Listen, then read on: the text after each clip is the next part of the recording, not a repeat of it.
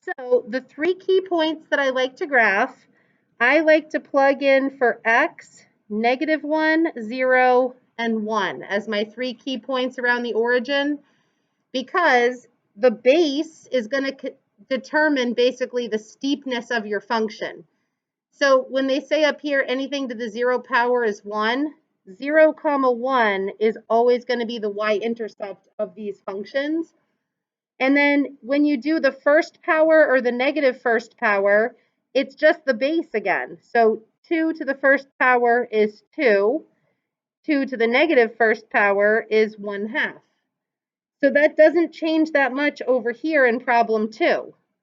When you plug in -1, 0, and 1 for x in this problem, you're going to have 1/3, 1, and 3.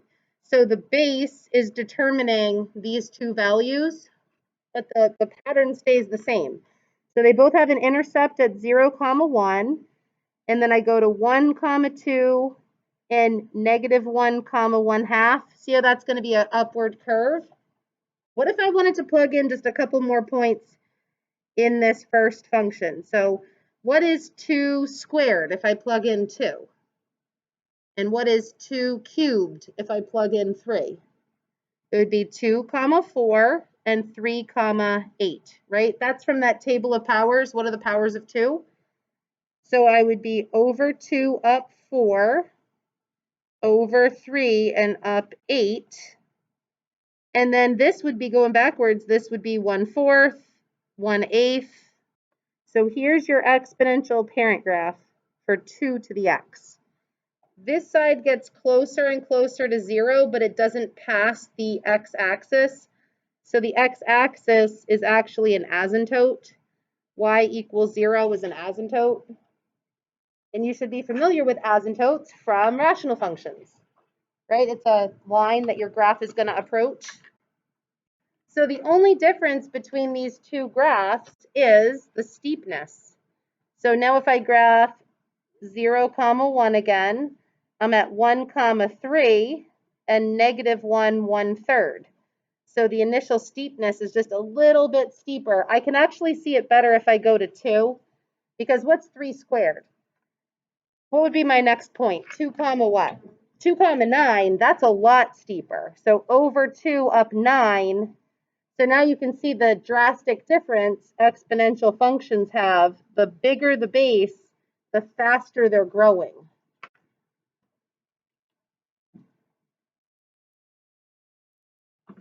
So this still has an asymptote at y equals 0. Those are both called exponential growth functions. 2 to the x, 3 to the x. So down at the bottom, I gave you 2 examples of some decay functions. I used the same base, but I did the fraction 1/2 and I did the fraction 1/3. These are just going to come downwards, but they're going to go through kind of that same set of points. So when I plug in -1, 0, and 1 for this function, I still have 0, 1 as my y-intercept. These 2 points basically are the reverse from the table up above, because now if I'm taking a fraction and I'm raising it to the first power, right, that would be at 1/2, 1, 1/2. So I'm down on this side. And if I raise a fraction to a negative first power, I'm at +2. So -1, 2. So see how that is just this function up here flipped over the y-axis, right? It's going like this through those 2 powers of 2 instead of this way. Still has an asymptote at y equals 0. So the 1/3 function is going to do the same thing. -1, 0, and 1. At -1, it's going to be at 3, and 0, 1, and then 1/3. So you're going to see that the steeper it gets based on the size of the base. So those are the parent functions. What if I asked you the parent function of, a random one on a quiz? How about 6 to the x? How does that change anything? Who can tell me my key points for this one? How would I graph 6 to the x? It always goes through what point? What point did all 4 of these graphs go through? 0, 1. How far do I go up for my next point? Over 1 and up 6, right? 6 to the first power is 6. 1, 2, 3, 4, 5, 6. And then 1, 6. So it's going to be much steeper. Or 10 to the x, right? The bigger the base, the steeper it's going to go up. So this next page is just kind of a summary of what we just talked about. This just says this is an exponential function. This should say a does not equal 0. I don't know why it changed all my does not equal symbols into dots for multiplication. A cannot be 1. X is any real number. X is in the exponent. It's called an exponential function. 2 to the x versus 1/2 to the x. How do they compare? Well, let's look at these two functions on the front page. What's the domain of either of these functions? They both have a domain of what? Can I go side to side forever? Yeah, my x values can go side to side forever. What about my y values? Y can never get down to 0, so y is strictly greater than 0. And it doesn't matter which graph I'm looking at. All of these had the same domain and range.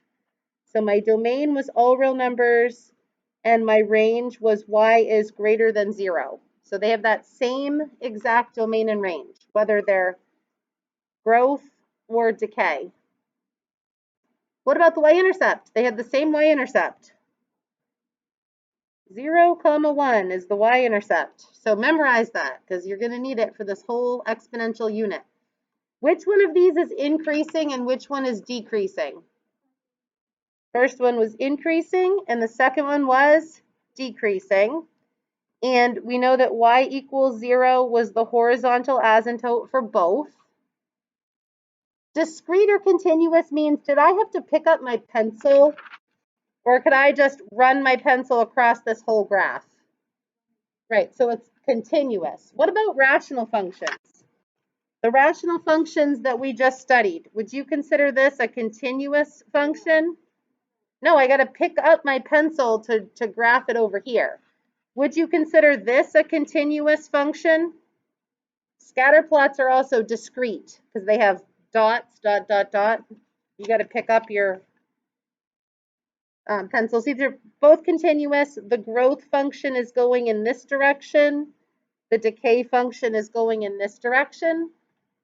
So one of your quiz or test questions might be compare and contrast exponential growth and exponential decay functions. So what do they have in common? A lot of things: domain and range, y-intercept, asymptotes.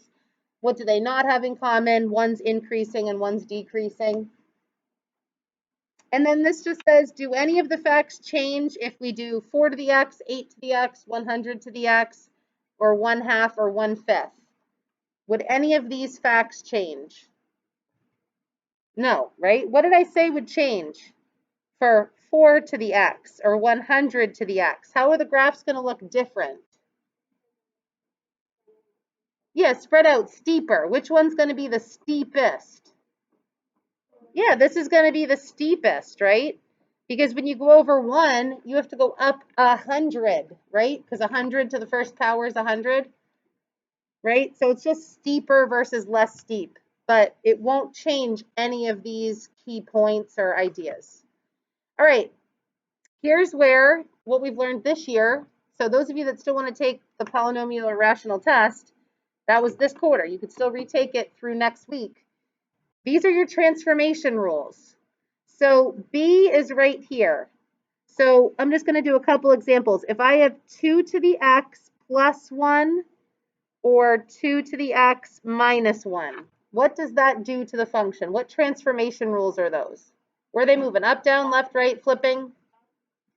This is going up, and this one's going down, right? So if there's this unattached value, it'll move it up or down. What about the c value? So c is with the x, like 2 to the x plus 3 or 2 to the x minus 3. What transformation rules are those? Which one's left and which one's right? What plus, right? This one is left. This one is right. You with me? Left and right, up, down. And then the plus or minus in front, what does that do? So if you have negative 2 to the x, or you have 2 to the negative x, what's the difference in those transformations? Yep. Over the x-axis, and this one's over the y-axis. So because this is really the fraction 1/2. So that's your decay function. All right, so this part I don't think you can do by yourself yet. I think you need a little help with the graphs, right? Because we just started practicing graphs. So there's 4 graphs on the next page. Each of them is 2 to the x. So you're going to kind of dot your parent function and then flip it or stretch it or shift it. Can I move this now? Those are your transformation rules. Like, there's a lot of information on this piece of paper about graphing. That's like your Bible on graphing exponential functions. All right, I just wanted you to graph 2 to the x with those 4 types of transformations. So maybe you should try this on your own. You've got the parent function.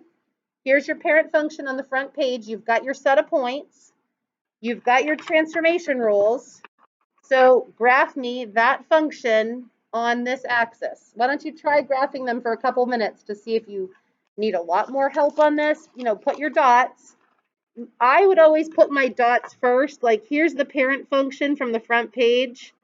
1, 2, 3, 2, 4, right? That's my parent graph. So you can kind of faintly dot in your parent function and then do another graph with your transformation, right? Because you should be able to read what that transformation is from our transformation rules. So you've got the key points from the front page. That's 2 to the x. I like to put 2 to the x right on each of these axes, and then shift it. Move the dots in this direction, move the dots in this direction. Are you lost, or does that make sense? Yeah, you could try those. Eric, you're writing it down because I gave you my valuable pieces of paper. You need the last rule. Thank you for speaking up. Okay. There you go.